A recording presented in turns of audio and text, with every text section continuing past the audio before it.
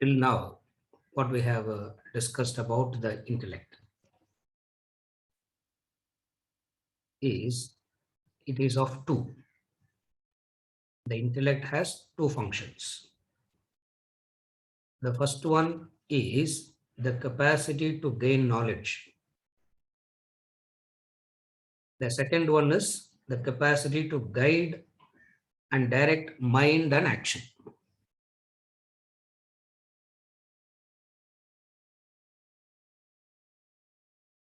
Generally, what happens is the focus is given to the first part, the capacity to gain knowledge. So much of focus is done to that part where they focus on gaining knowledge. That is a function of the intellect. Gaining knowledge is a function of the intellect.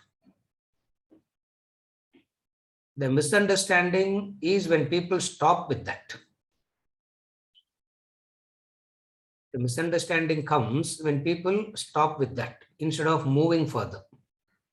Vedanta comes and says that if you stop with gaining knowledge, just stop with gaining knowledge, you have acquired intelligence. It means you are not exercising another aspect of the intellect. It's like to have an overall health, you have to exercise both the arms. Imagine you exercise one arm and neglect the other completely. One is exercised and the other is neglected completely. What is it that is neglected? The capacity to guide and direct the mind and action. If you remember, that is what we defined as the last thing in the intellect. The capacity to guide the mind and action is Vedanta. Therefore, intellect is of two. We'll see it on the board also. The capacity to gain knowledge, intelligence.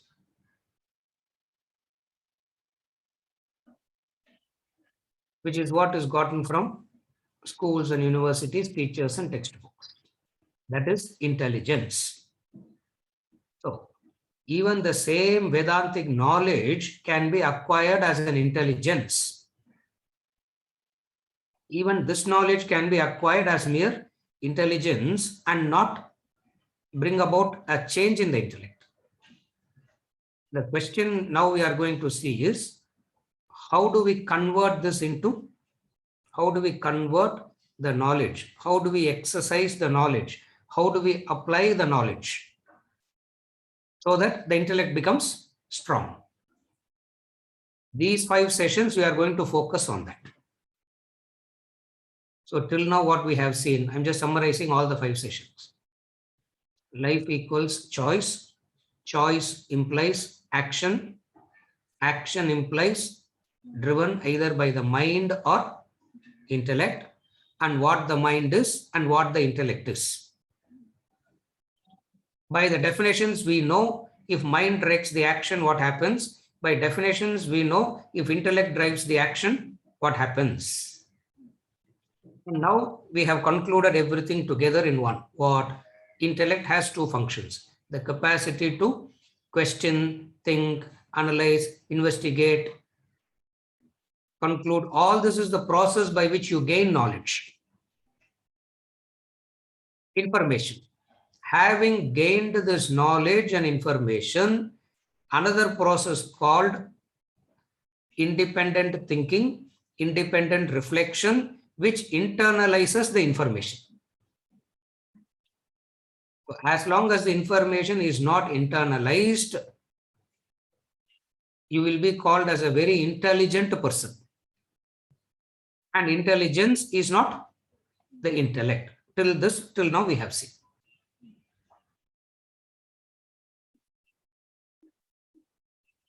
Today, the first half of the session, we will focus on a bit technical. All along, we have not gotten into really technical thing. So the first half of the session, we will study the technical part of what the intellect is in its completeness. And then we will go on to see how does one know what their current level of intellect is. Unless you know what your current level of intellect is, you will not be motivated to improvise on it, to strengthen it. So we are going to see what are the few methods, technique by which you will know what your current, where does your current intellect stand. Diagnosis, self-diagnosis. You need not go and check with anybody, because nobody can check, nobody can place your instrument and place the intellect under the scanner and tell you, no. So it got to be tools which you have to use it for yourself. So two things that we will be studying. One is a pure technical aspect of intellect. And this is very important because always remember this, practice comes from sound theory. If you want to practice something, you have to have the theory clear. That's why when we study mathematics, they make you go over the formulas again and again and again. One way of learning is you solve a few problems and you can understand the formula. In fact, out of 100 students who study mathematics, 75 study like this only. They don't understand the formula. They find it difficult to understand the formula. So they start solving the problems. And when they start solving the problems, they get a vague idea of what the concept is. But that is not the way to study. Why? Because when the data changes, when there is the twist in the data, you will not know how to solve the problem. Like they will come and say after the examination over, they will come out and say, so many questions came out of syllabus, sir. They come and say that, no, so many questions out of syllabus. How can mathematics be out of syllabus in maths question paper? Supposing if there is a history question in mathematics, you can call it as out of syllabus. But in mathematics itself, they say it is out of syllabus. It is not out of syllabus. They felt it so because they are not sound in theory. And even though I love to keep it 9.5 sessions theory and half a session practical, I am warned and told by everybody, keep it practical, don't keep it. So I'm also trying, but then what to do? Little bit I'll do the theorem today. The two aspects of intellect. The two aspects of intellect. What we are going to call as the features of intellect.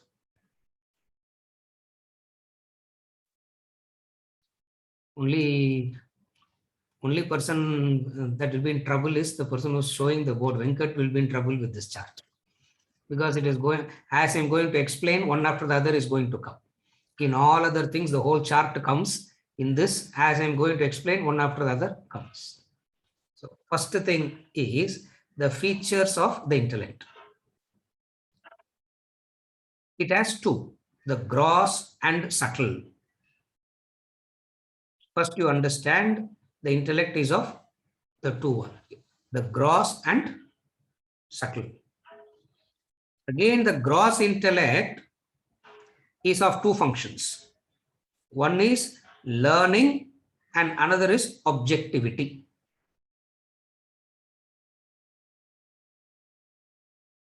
The intellect is of two, gross and subtle. You can make your own flow chart. We will show you the flow chart. We'll show you the flow chart. System down. For 5 minutes. No. I will explain. No, I can explain. No, still. No. Okay. Or we can take a break. System is down till the system comes. We can also take a break. But don't worry, I will continue. So the intellect is of two, gross and subtle. Now we will take up the gross intellect and understand what it is, and then we'll come to the subtle intellect. You can make your own flow chart. It's not difficult. So under gross comes two features. One is learning. Another is objectivity. First, we will discuss what all goes under the head of learning. What all goes under that head, we will discuss that first, which is what we saw in the first session, which is what we started by saying acquiring intelligence. So the first part of the intellect, 1/4 of the intellect is acquiring intelligence. And the whole world has taken that 1/4 to be the complete. It is only 1/4. What is that? Learning. Learning means acquiring information,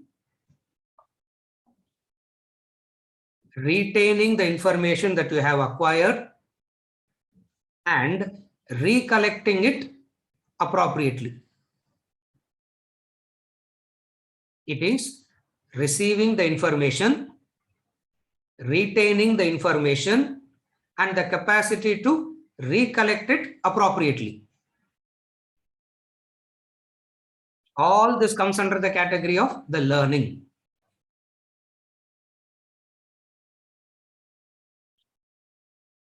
Most of the time, we cannot retain. Even if we retain, we will not know how to recollect. Like in the university, they tell me, examination, before they go into the exam hall, they know everything. As soon as the question paper is received, the mind goes blank. And when they come out of the examination hall, the whole thing comes back. So they asked me, what do I do? I said, ask them to have the examination afternoon. That's all. What else you can do?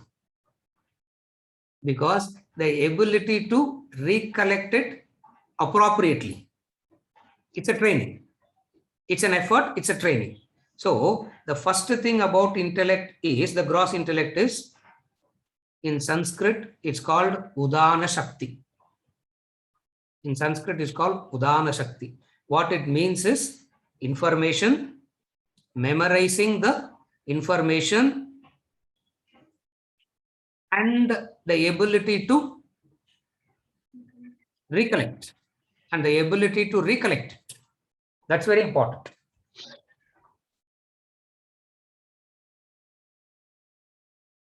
And when you are gathering the information, you employ your analytical skill and understand it as much as possible without simply memorizing it.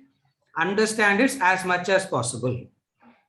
So all this ultimately results in you having acquired a skill. All this ultimately ends up in what? You can say, I have acquired a skill. That is a certification you come out with from the institute. You may be an engineer, you may be an architect, you may be a lawyer, you may be a doctor. It means you have acquired a skill. Acquiring a skill is to earn a living. You acquire a skill to earn a living. Earning the living is different from actual living. When you learn how to earn your living, you are not taught how to live. And the most important point is to learn how to live. That they say, you learn it by yourself. You will learn it. When will you learn it? By the time you reach 70, 80, you will learn it. And that learning is of not much use. Why? Because you would have made a series of errors. You would have made a series of wrong choices. And at the most, you will want to transfer your wisdom to another person, and nobody is interested in your wisdom at that point of time. Invariably, the grandchildren, great-grandchildren become the victim of your wisdom. And you will want to transfer the wisdom to them, and they do not want your wisdom. And if they don't want your wisdom, what some people do, they start writing books. Have you ever observed? After retirement, everybody will want to write a book. Everybody will want to write a book, and they will write a book, they will publish it, they will distribute it for free, and also nobody will open and read the book. Why? Because earning a living is different from you have learned how to earn a living. Distinct and different from that is actual living. So the first part of the gross intellect involves a few aspects. What are the few aspects? In Sanskrit, it's called Udana Shakti. In English, it's called information, memory, application, analytical skill. All put together is called you have learned a subject. When you have come to this point, you are called a Medhavi. In Sanskrit, it's called Medhavi. Even in the local language here, we use the word Medhavi, no? Medhavi means one who is very learned, skillful. Skillful means he will never say,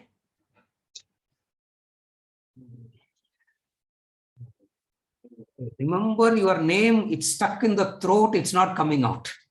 That is lack of Medhavi. It's here, but not coming out. Medhavi means it comes out. That is the first aspect of gross intellect. 1/4 of the gross intellect. Or you can call it as 1/4 of the intellect, not gross. So why I am saying is because we have divided intellect itself into two, gross and subtle.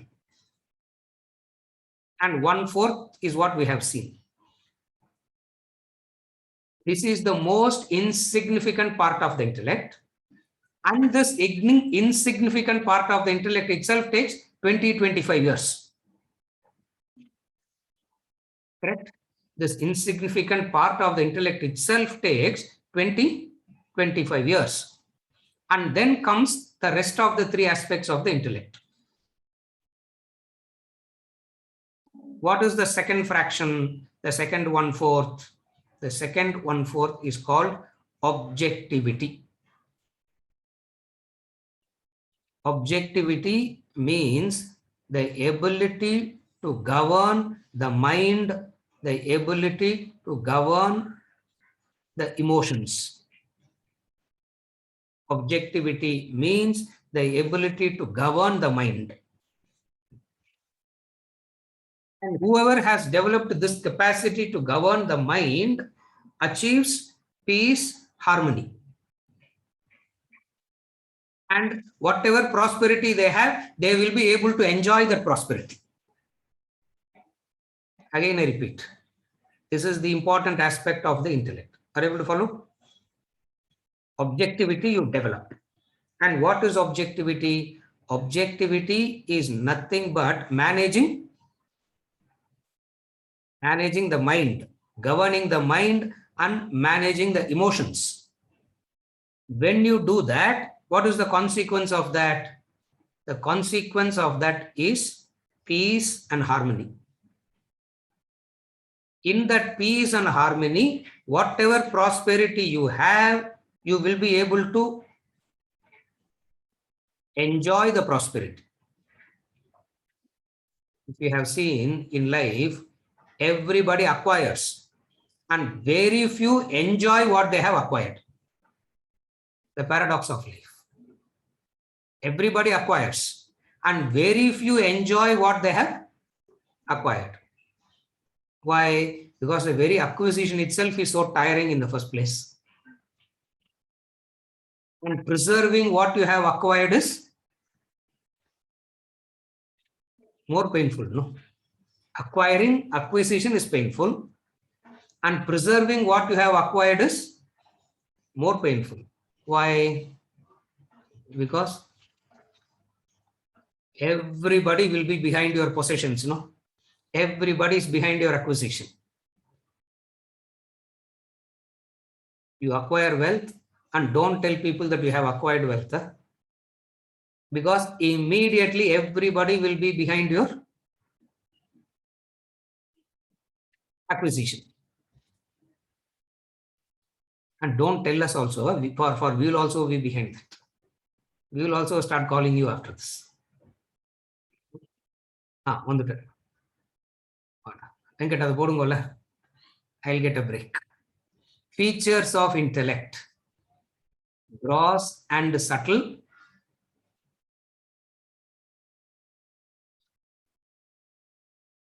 Click பண்ணினே இருக்கோம்டா. நான் ஸ்டாப்னு சொல்ற வரைக்கும் click பண்ணுங்க. Click பண்ணுங்க. இன்னொன்னு.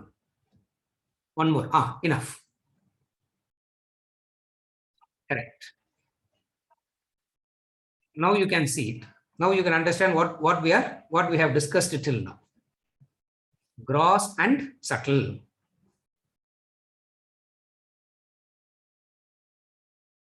Udana Shakti. The capacity to receive information.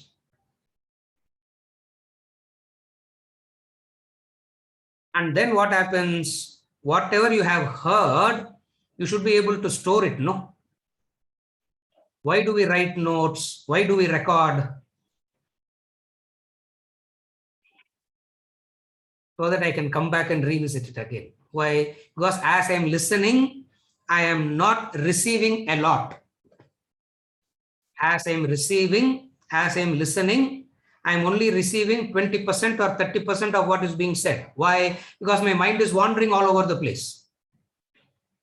Therefore, what do I have? Since the knowledge is not going into the memory, I have to use external memory. What is external memory?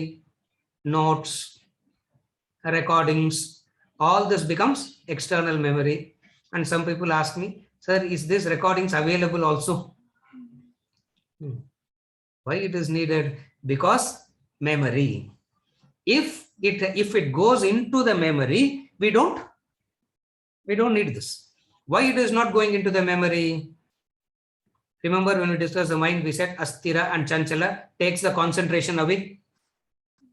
It takes the concentration away. Then comes clarity. When you have learnt it properly, you can say that you have clarity. And what does clarity means? Reflexes are quick. You have quick reflexes. Then you can say clarity. Supposing you ask me a question and I'll say I'll answer next week means I don't know the answer. I have to prepare and come back. No. Reflex is as the question comes, you know the answer. That's called reflexes. That when driving also we say your reflexes should be sharp, we say no. It has to be sharp. Otherwise it's a dull intellect. If the reflexes aren't there, the intellect is dull. But the mind can cover it up. Mind can pretend as though it can use some confusing words and I can confuse you and I can cover it up that I don't. I can cover up my lack of reflexes. That I can. But then the quality of the intellect is poor. So what involves clarity? Reflexes, the ability to go into the memory and bring about the appropriate knowledge. That is Medhavi. The third is application. The fourth is analytical skills. All this is one aspect of gross intellect, which you got trained from schools and universities, teachers and textbooks. Now what we are doing here, that alone has helped you to earn a skill. Acquiring a skill is different from actual living because you learn a skill to acquire a living. Having acquired a skill to earn your living, next question is how do you live? here comes the rest three aspects of the intellect. What is the next one we saw? Objectivity. And objectivity means the capacity to govern mind and emotions.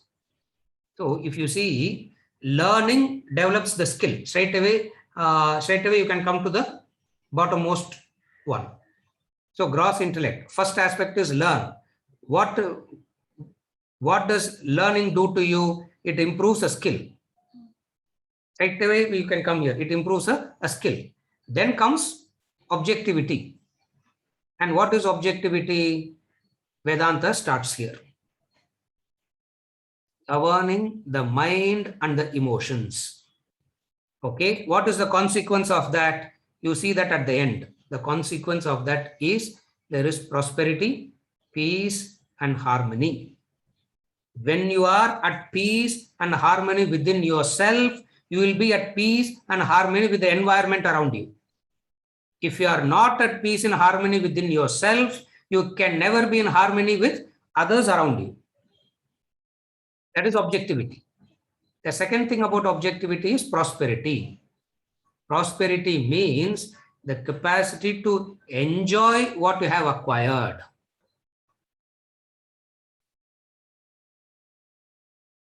This is where I'm connecting it back to what we discussed. Most of the human beings know how to acquire, but very few enjoys what they acquire. Why? Because the very acquisition itself, they are so tired. The very acquisition itself is very tiring. And preserving what you have acquired is more tiring. Third one is you acquire, you preserve for what?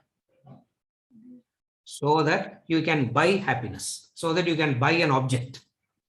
So when you buy an object, you buy happiness. At that point of time, when you are buying an object for happiness, you feel cheated. Everybody feels cheated, sir. Overpriced, sir. It's overpriced. Just the logo, for the logo, they are charging so much, sir. And that also, not full apple they give. Somebody has taken one bite already, no, in that apple. Somebody has taken one bite in that apple and they give you the Jutta apple they give you, and for that you have to pay so much, sir. Just remove that sticker.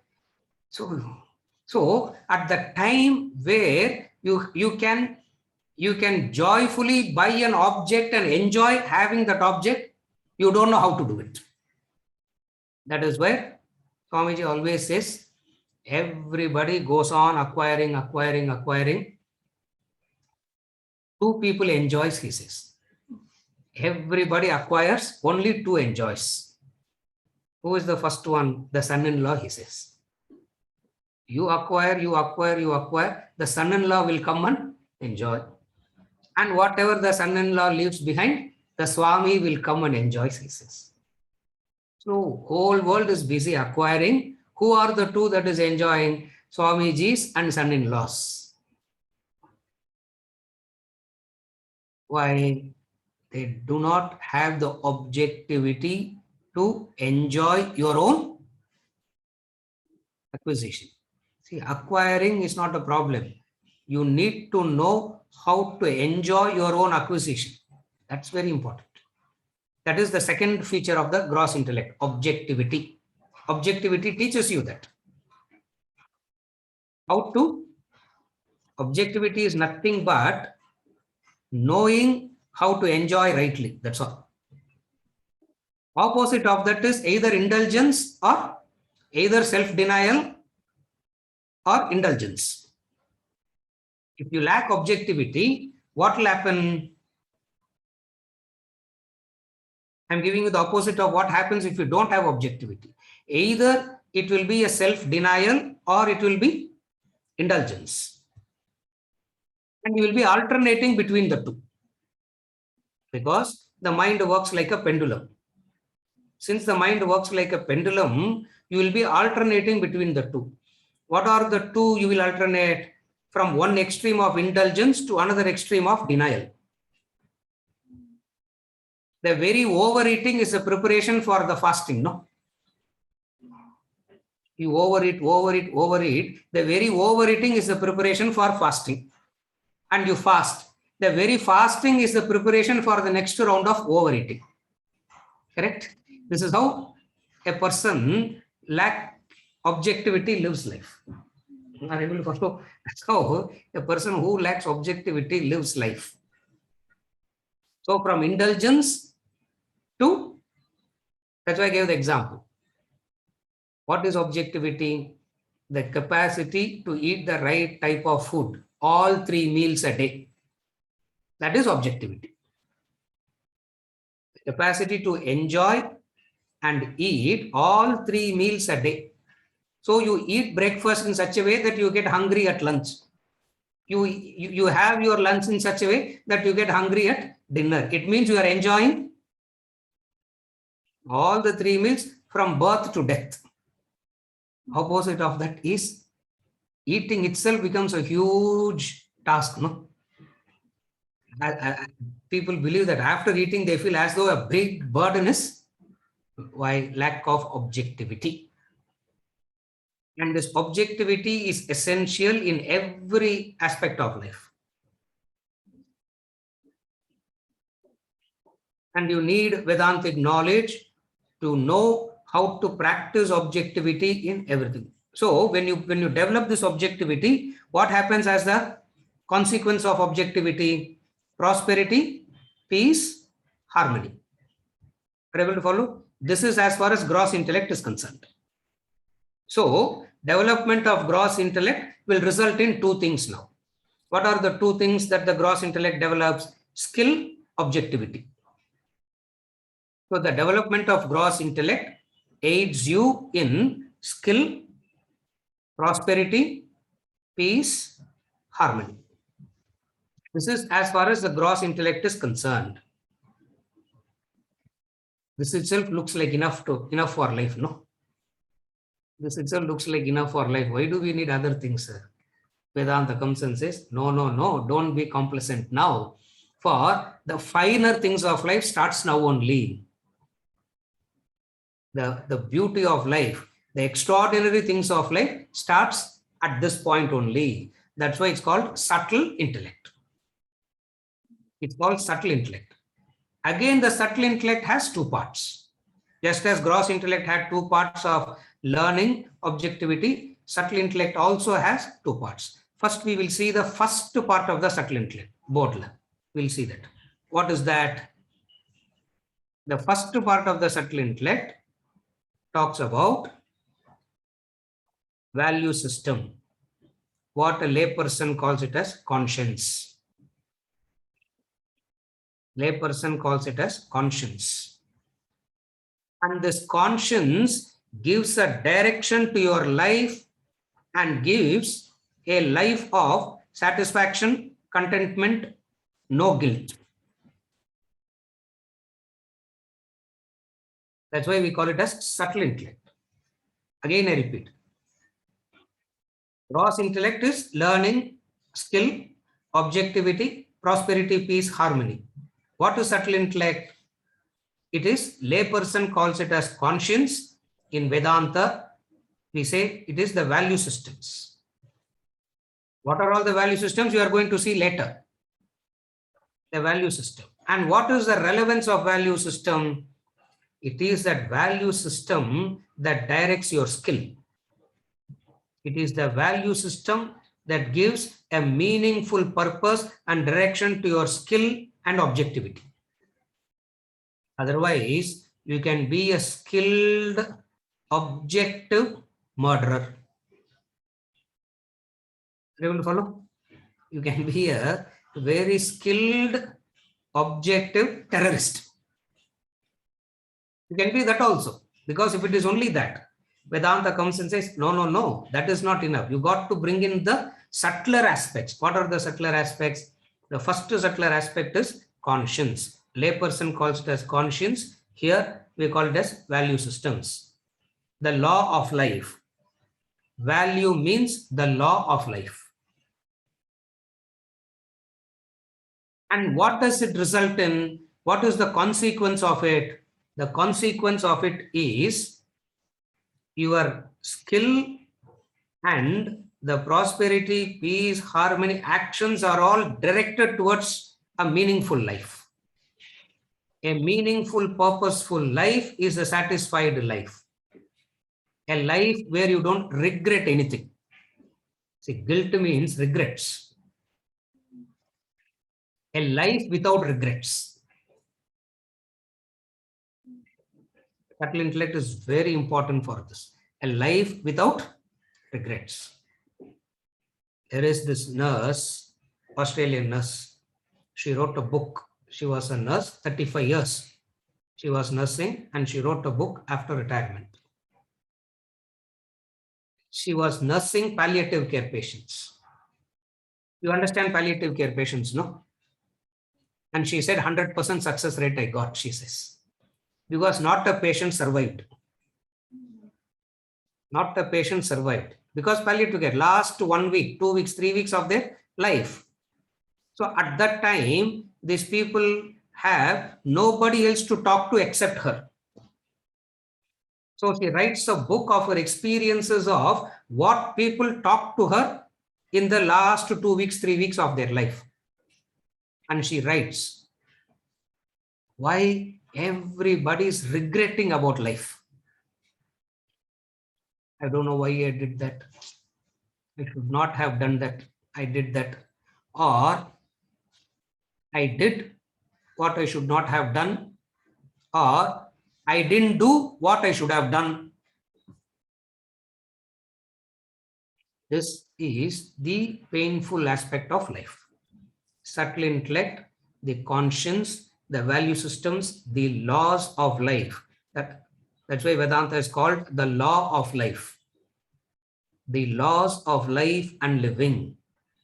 By educating us on these laws of life and living, it tells us how to make productive, meaningful use of skill and objectivity. First, you got to have skill, and then you have to have objectivity. But that by itself is not enough. Why? Because you can be a skillful, objective burglar, murderer, terrorist, and you will know how not to get caught at all. No, you can do it so well that you may not get caught at all. But then what people call as conscience makes you to regret. And if you look at people's life, there are so many things that they regret. And the important aspect of subtle intellect, educating on the value systems, the laws of life and living, helps you to lead a life of meaningful direction and without guilt. Then comes the last one, the most beautiful one. Our idea is to come to this level.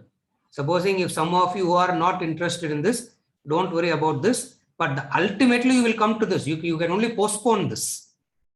The fourth one you can only postpone, but you can never escape. What is the fourth one? Contemplation, self-inquiry. Contemplation, self-inquiry. What is contemplation, self-inquiry? The quest of life, the meaning of life, the purpose of life. What is life? Who am I? I know who I am, sir. Why are you bothering us with all this? With all these questions? I know we all know who we are. This is the fourth aspect of the gross intellect. Sorry, subtle intellect. What is it? Leading to contemplation, self-inquiry. Symbolically, I put it one question. Who am I? It's not just the question, who am I? It is everything related to life and living, which the consequence of it is evolution, spiritual evolution. Technically, we call it as spiritual evolution. Lay persons call it as self-development. Because nowadays people are very allergic to the word spiritual and all that. So you can use the word, you can erase the word spiritual evolution and you can put it as self-development. Doesn't matter. These are the features of the intellect.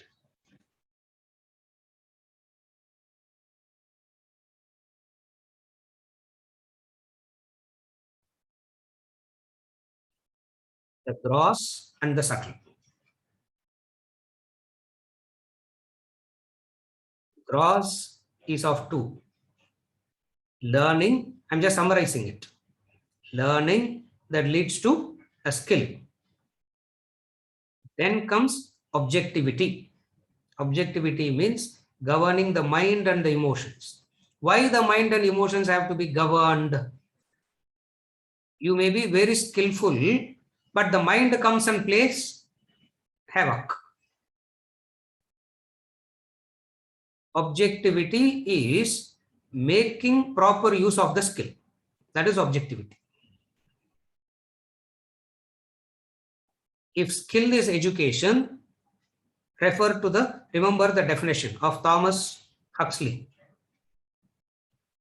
Education is the capacity in a human being to do a thing when it ought to be done, whether you like it or not.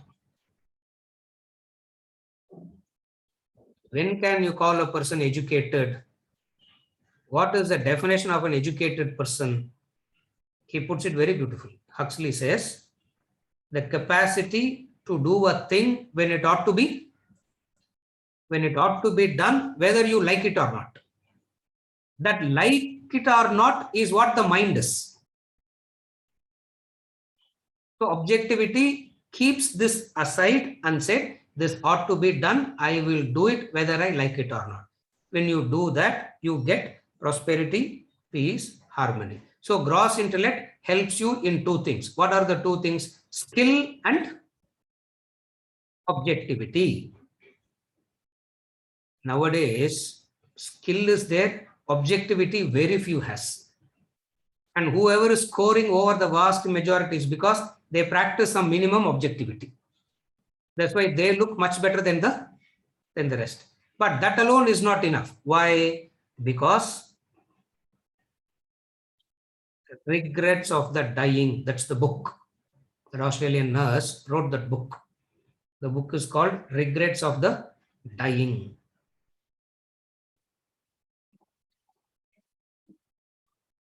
Regrets means everybody has some regret or the other, no? Everybody has something or the other that they regret. And invariably it will be in relation to what? What I should have done, I didn't do. I should have spent more time with my family, I didn't do. What you should have done, you didn't do.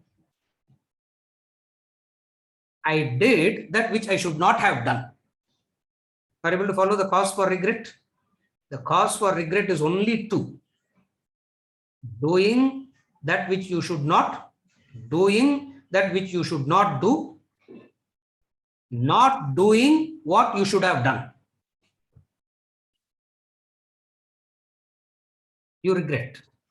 While you are doing it, the human being is so clear, saying, I know what I am doing. You can't talk to that person after that. Because they say, I know what I am doing. I know what, after that, what can you do? And when they come and regret, they themselves know that they did something wrong. That's why they say, my conscience is, I'm feeling low, I'm feeling bad, I'm feeling hurt, my conscience is pricking, I am depressed. Every generation use one new word. That's all. As the generation changes, vocabulary changes. The mind's disturbances doesn't change. By changing the vocabulary, the disturbance doesn't get changed. And the last thing of the intellect is the extraordinary thing, the ultimate purpose, the very purpose of human birth, the very purpose of human existence, which is self-development. Intellect is that which guides you through all facets of life. And why I called it as technical is because we are using words like skill, peace, harmony, objectivity, regrets. Since we are talking about all that, I said this is a bit technical.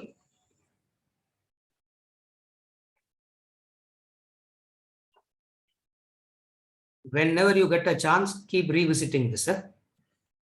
Keep revisiting this and ask yourself, what are you focusing on? Ask yourself that question. That's how the first lesson of self-diagnosis starts. Whenever you get time, what you do, look into these features and ask yourself, what are you focusing upon? What are you ignoring? You will know what are you ignoring, what are you neglecting, and that which you neglect comes back to haunt you. That's the law of life. That which you ignore, that which you neglect comes back to haunt you. And when you are haunted, the person doesn't know where they made a mistake. When they are haunted, when they are mentally disturbed, they don't know where they made a mistake. Knowledge helps in understanding. This is as far as the features of intellect is concerned. Also, starting point of self-diagnosis as to where your focus is. If your focus is on the skill, pay attention to objectivity, pay attention to conscience, pay attention to contemplation, self-inquiry. Then it's a complete life. That is the first aspect of self-diagnosis. The second aspect of self-diagnosis, we'll go to the next one. This is the features of intellect. Keep revisiting it. It's not very difficult to follow. At least I'm thinking so. Punit, it's easy only. No, it's not very complicated. No. Correct. Yeah, it's easy only. So we'll go to the next self-diagnostic tool. The first diagnostic tool is keep this chart and see what you are focusing on, or what you have excessively focused and ignored. Upon what you have excessively focused and ignored. First one. Second one is the next chart. If you see the next one, very, very useful practical tool. I think, did we see this last week? No, we didn't see. It comes in the book, The Fall of Human Intellect. Objectivity versus impulsive. This is very useful in knowing what is the current strength of your mind and what is the current strength of your intellect. This is a very useful tool. Second useful tool is this chart. If you look at it, you see there is the central point is O, and then it's like a 180 degree. It's like a 180 degree one. OA, OB, OC, OD, and OE. OA is called sane and OE is called insane. And then there are some numbers given. 100:0. Sane means 100% objective, 0% impulsive. OA, 100% objective, 0% impulsive. In OE, it is exactly the opposite. 0% objective and 100% impulsive. And then you see position OB, OC, OD, and OE. What do you see in those positions? In OB, you see 75:25. When you are in position OB, if you position yourself in OB, you are called emotional. It means 75% of your choices, actions are objective, and 25% of it is impulsive. Then another position called OC is called eccentric. See, just words are used here. Don't use the technical names. Don't use the technical definitions here. He has used it in a very liberal sense to state that there are these 5 broad categories. The position OC, that person is called eccentric. What is eccentric means?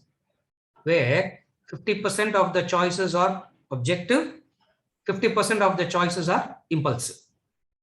Then the position OD, the person is called hysterical.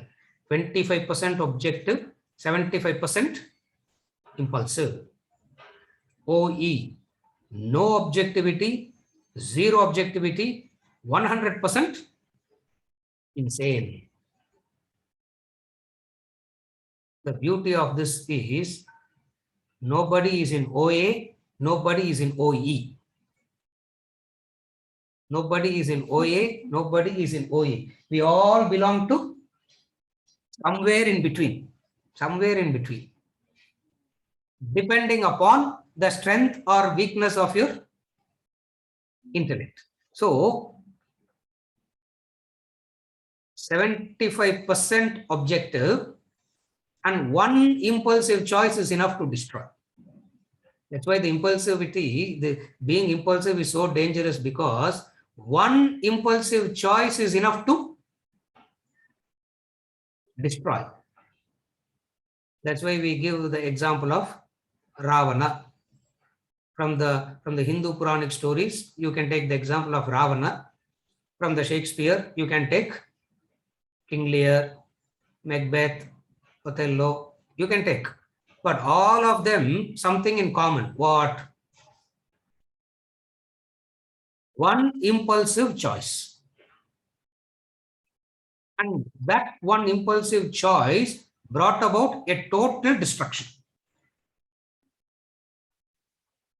In the play King Lear makes one wrong choice.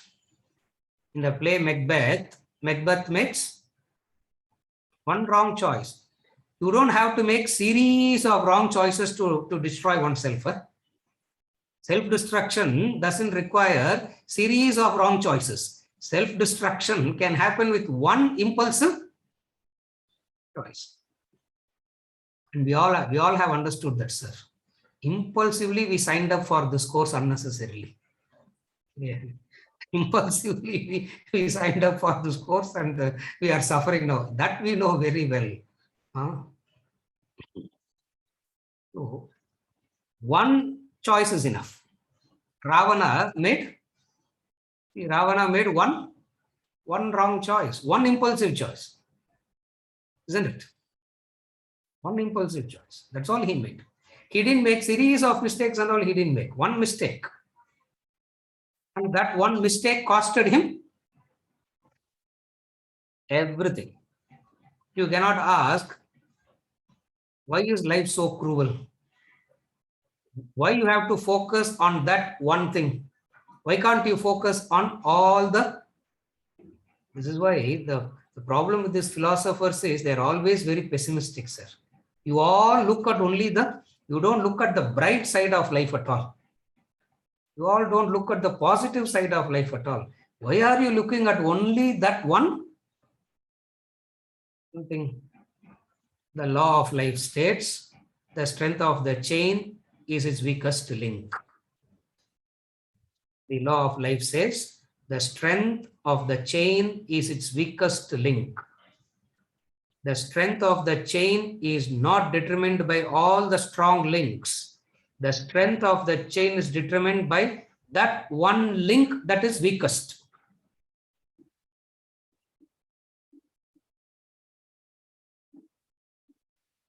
He gives that example. Swamiji gives that example. All links are made of solid iron steel, and one link is made up of plastic, cardboard. You can't tell the person in the name of positivity, look at all the Iron links, no. Why are you focusing on that one plastic link? With that chain, you are trying to pull the ship, he says. With that link, you are trying to pull the ship. It won't work. Therefore, even if there is one impulsive choice, that impulsive choice has the potential to ruin your entire life. That's what happened to Ravana. See, if you see Ravana, what he didn't have.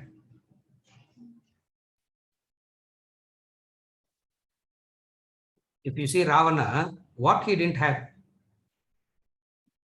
What is the wealth of Ayodhya compared to the wealth of Lanka? You know that, no? When gods want money, they go to Kubera to borrow. Even our Tirupati Balaji took marriage loans. He didn't take educational loan, huh? He took marriage loan. Our Tirupati Balaji took marriage loan. From whom he took marriage loan? From Kubera. And Kubera goes to Ravana for loans. That is his wealth. That's how they say. And Kubera goes to Ravana for loans. When that is the wealth. So the wealth of Ayodhya versus the wealth of Lanka. No comparison. If Rama can say, I have fantastic brothers, Ravana also can say, he has fantastic brothers. If Rama can say, I have Pativrata, Sita as my wife, Ravana also says, I have Pativrata, Mandodari as my wife. If Rama is beautiful, Ravana is also beautiful. The physical look of it. The physical look of Ravana. And who describes the beauty of Ravana? You know, the physical beauty of Ravana. Two of them describe. One is Hanuman himself, another is Rama. When Rama looks at Ravana for the first time in the battlefield, he looks at Vibhishana and says, you are lucky to have lived with a brother like this, Vibhishana. I never had a brother like this, he says. That is the Tejas. You know, Ravana was a great musician. Ravana was a great musician. You will never see Rama playing any musical instrument. Huh? He scores over Rama. You will never see Rama playing any musical instrument. Ravana plays music. He has a sensitivity of an artist. He is a great warrior. He has the sensitivity of an artist. He is a fantastic person. Ravana had a son who's ready to die for father's lust. Where on earth you get a son who's ready to die for father's lust? Ravana had a son. So if you compare, Ravana scores over Rama. But what happened ultimately? Total destruction. Why? One impulsive wrong choice. And you need a powerful intellect to make sure that you don't do that. How much of your choices are impulsive? How much of your choices are objective, rational, well thought about? This chart helps you to identify. That's where this chart is very helpful. OA, OB, OC, OD, OE. Don't say OCD. Yeah. OC is separate. OD, maybe OC and OC, OD combined one of OCD. That is also true. That is also true. OE. So you don't have to ask anybody where do I stand. By looking at this chart and based on this definition, you will know roughly where you stand. And definitely I'm not asking you where you stand, Manasa. I'm not asking you where you, why will I want to know where you should know where you should know where you stand. And then there are 3 more tools, self-diagnostic tools, 3 more tools, which I will take up in the next class. This is not the complete one. This is today we gave 2 tools, and then there are 3 more. Then you know how much of work you have to do to strengthen your intellect. You know that. Then you will be interested in actually embarking on a systematic training to strengthen your intellect. Then you will be interested in taking up a systematic course, a proper, systematic, dedicated course for strengthening the intellect. Are you able to follow? Otherwise, we feel like, what is the somebody comes and says intellect, course. Why do we, what is the rationale behind all this? Unless you know where you stand and how much of work you got to do on yourself. There are 5 tools. The first 2 we used today. The next 3 we'll try to cover in the next session, next Sunday. With this, we conclude for today. If there are any clarifications, we will take it up. If not, we'll continue next week. OA, OB, OC, OD chart. After showing the chart, ask questions. Now, what question we will, what question we will ask? Yes. Yes, Puneet. Sir, is it necessary to be? Yeah. Yes. Is it necessary to be intelligent to become an intellect? No, it's not necessary. Because sometimes, I mean, people are now maybe graduated in engineering, medical, yes, law. The person who is not educated. Education has got nothing to do with intellect. For intelligence is a skill. Everybody will have some skill. Not necessarily. We are just using, I used engineering as an example, university as an example. There cannot be any human being without a skill. Everybody will be having some skill or the other. Like my mother didn't go to university, but she has some extraordinary skills.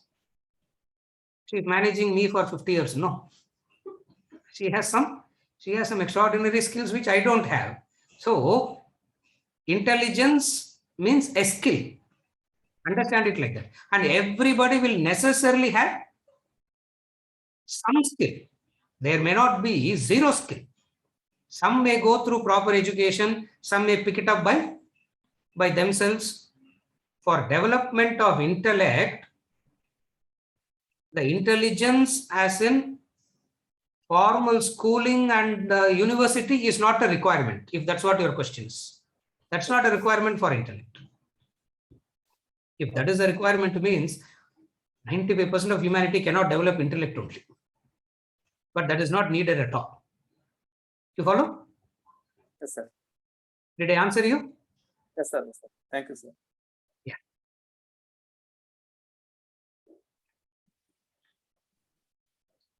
Anybody else? Yeah, good morning, Swamiji.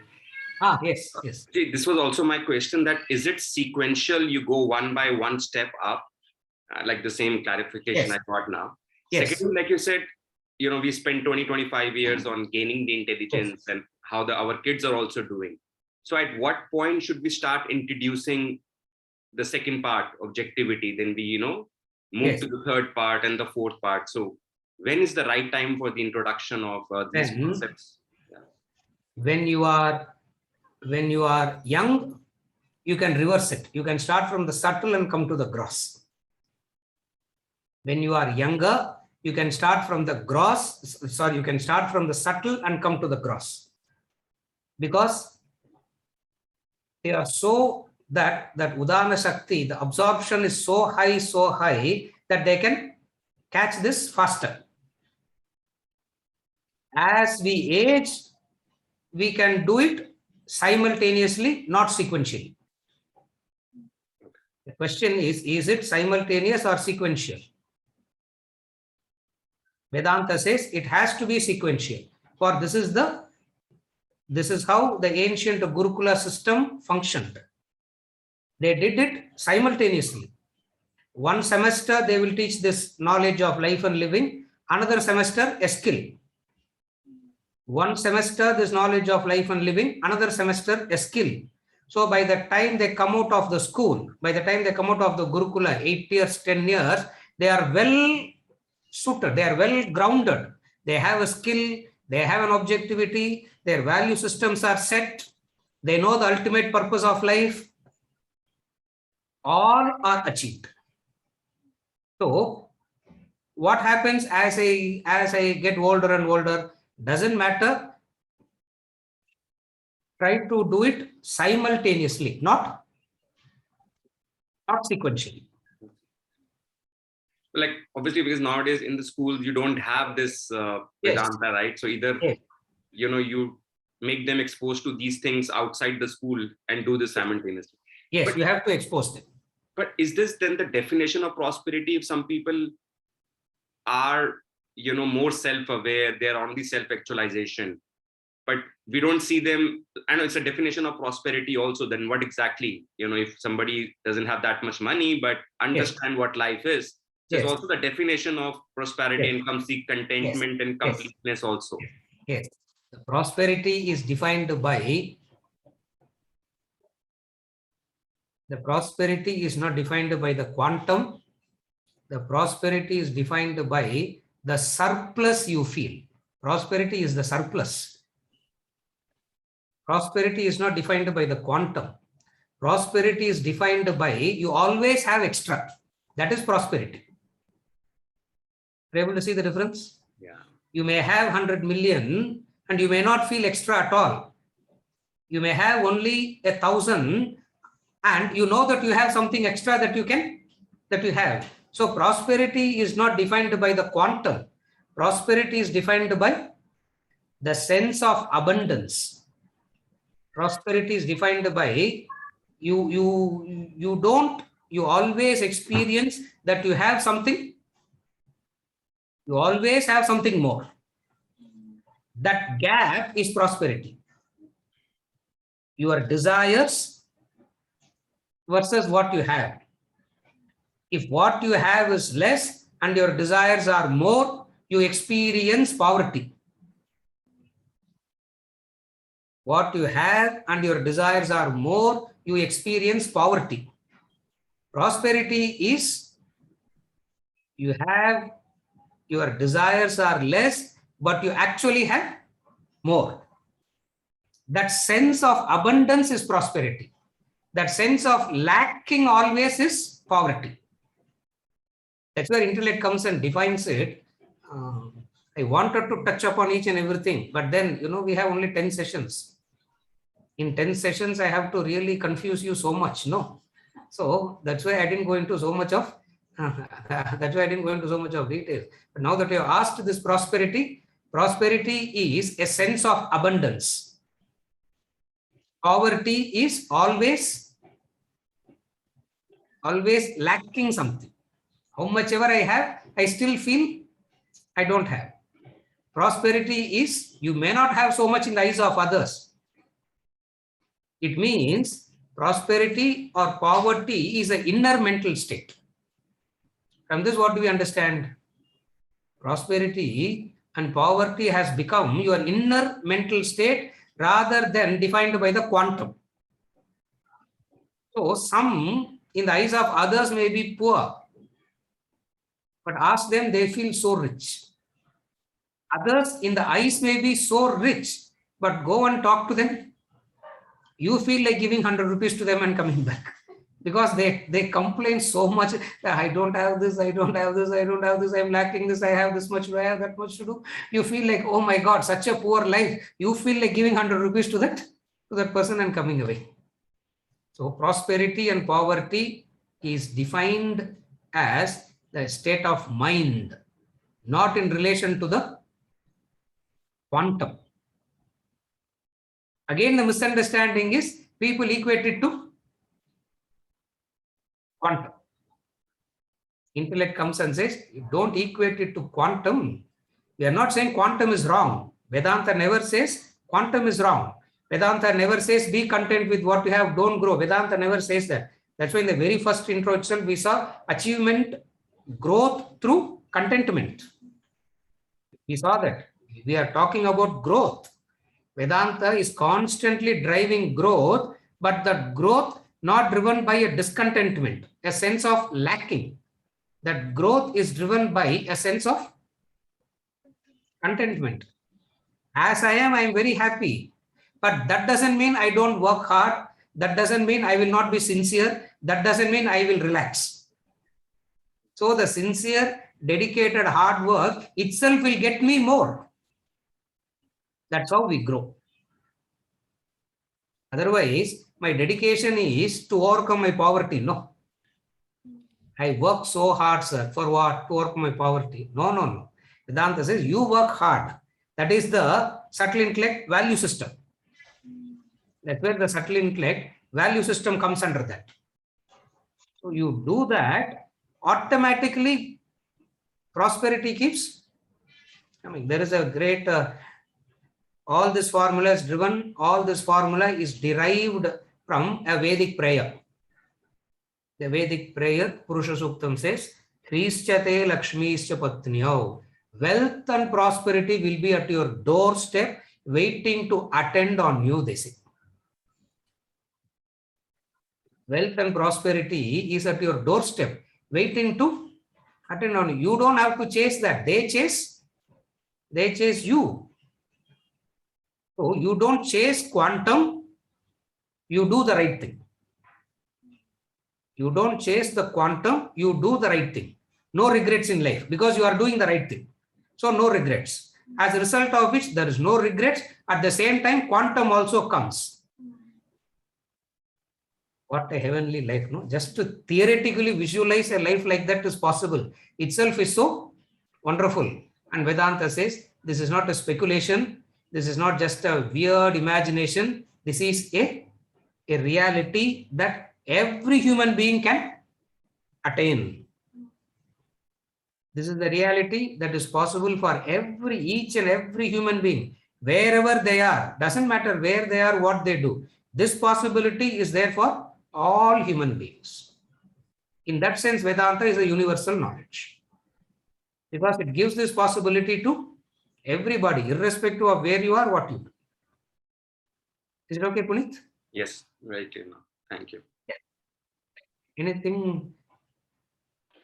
Yes. Hari Om, Guruji, I just had a question. You know, sometimes in life, some impulsive thing that you do will have a positive cause. For example, you know, some artists, they, you know, when they have like a creative whim at a certain moment and they do it like impulsively and it has a positive effect on them. So my question is some amount of impulsivity is required to stay objective? I don't know if this question makes any sense, but I just wanted to ask. I will clarify the question, then it becomes clear. Artists appear impulsive. They are not impulsive. Artists appear impulsive. They are not impulsive. First thing that you have to be understand that. But why they appear to be impulsive is because there will be a sudden expression of action from them. Like, take a simple example, a poet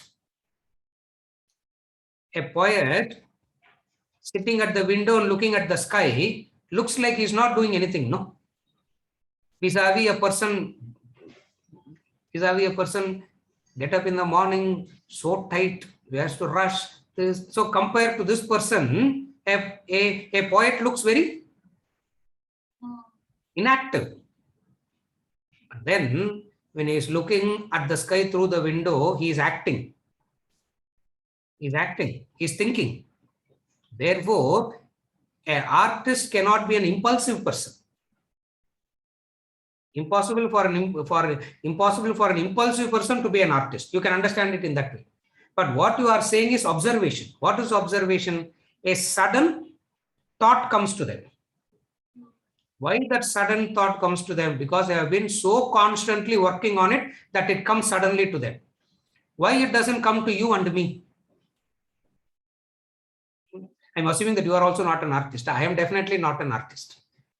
My science teacher in 9th class, she told me that, she said, don't study biology, she said. Because the only diagram I knew how to draw is amoeba. You know that, no? Does anybody know that? Because you can draw in whatever way you want, you can draw. It becomes that. Anything else, even with the compass, I can't draw a circle. Now what to do? So I'm not, but then artist means one who does a mental work a lot. And that mental work is not that visible. So when they come out with an expression, when they come out into an action, it looks very, very impulsive. They are not impulsive. No meaningful artist can be an impulsive person. It is like building momentum. They sit and they are sitting and working mentally. The crescendo suddenly expresses itself into an action. And the fellow says, give me a paper. He writes wonderful poetry. It's not that he will write a poetry, edit, re-edit, again write. All that doesn't happen. He just writes a book. Now, if I am given a piece of paper, nothing comes out. No. Are you able to follow? Therefore, artists are not impulsive. It is work, but then they work in a different, their skill is different. Their work is not seen visible. When they are working, you don't see the visible thing. Is it okay, Manasa? Therefore, at any given point of time, there is nothing that is positive in an impulse. There is nothing that can be positive in an impulse. If goodness comes out of an impulse, you will regret it later. Sometimes people will be good. You see somebody on the roadside. A sudden urge. That person is standing in the middle of the road. Legs are bandaged, hands are bandaged, bleeding all over. And you immediately feel that you immediately go for a purse and hand over some charity to them. Now, how can a bleeding sick person like that stand in the signal from morning till night?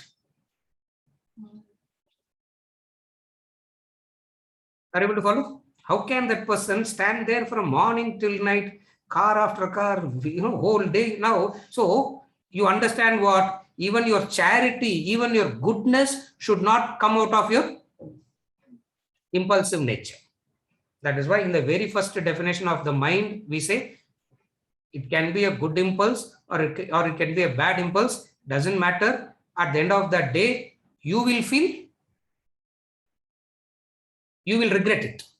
For whether it is good impulse or bad impulse, the result will be regret. That's when Vedanta says, even when you do charity, it has to be. In the 17th chapter of the Bhagavad Gita, Krishna says how to do charity. Deshe kalecha patrecha. Find out whether the recipient is, find out whether it is the proper recipient at the proper time, at the proper place. You can't be impulsive in doing. Even your goodness should not become impulsive. For it will hurt you and it will hurt the other. Did I help you, Manasa? Yeah.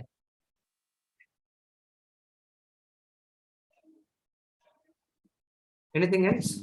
Pranam Guruji. Yes, ma'am. Sir, I have a question. Yeah. Suppose you are in an organization where you are in a position to take decision on behalf of the entire community, if that is the case. Yes.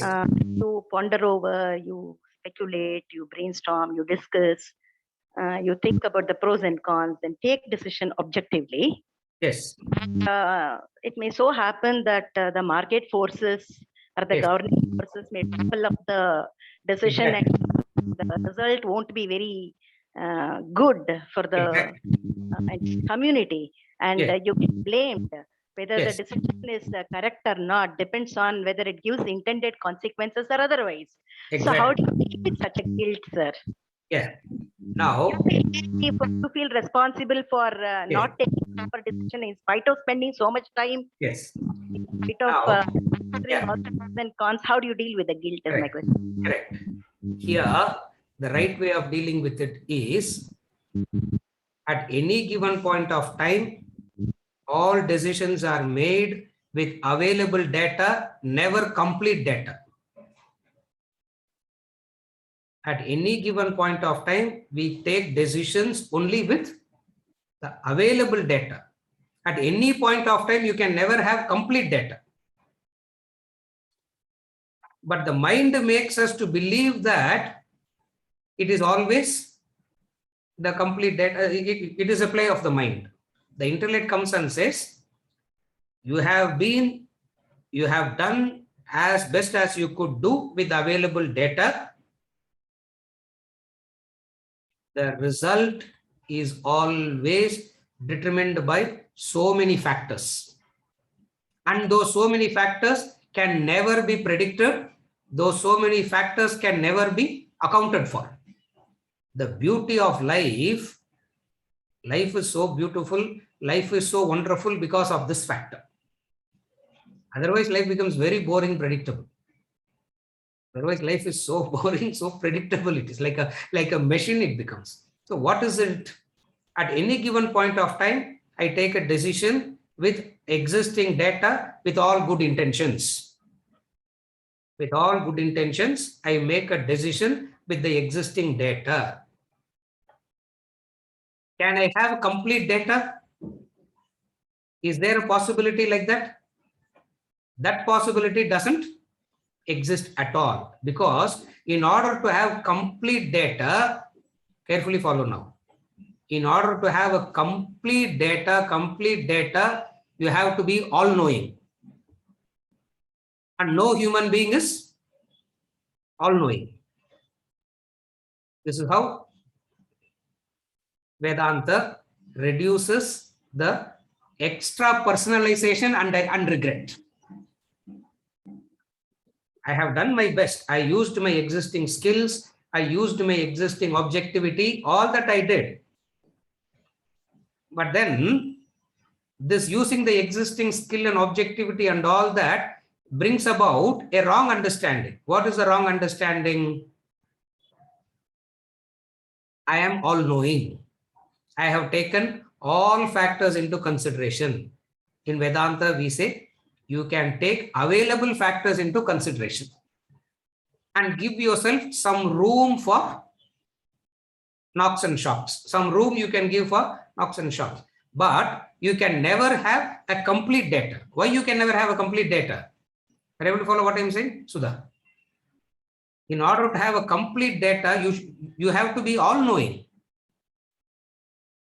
And no individual can be all-knowing. Put all human beings together. Put all the human intelligence put together. Even then they can't be all-knowing. COVID-19. No. Where did it come from? We don't know. What is happening? We don't know. And where is it leading us also? We don't know. So how can I consider this into my planning? It's impossible. So my regret itself is because of my exaggeration of the mind. Are you able to connect to the mind's definition of exaggeration?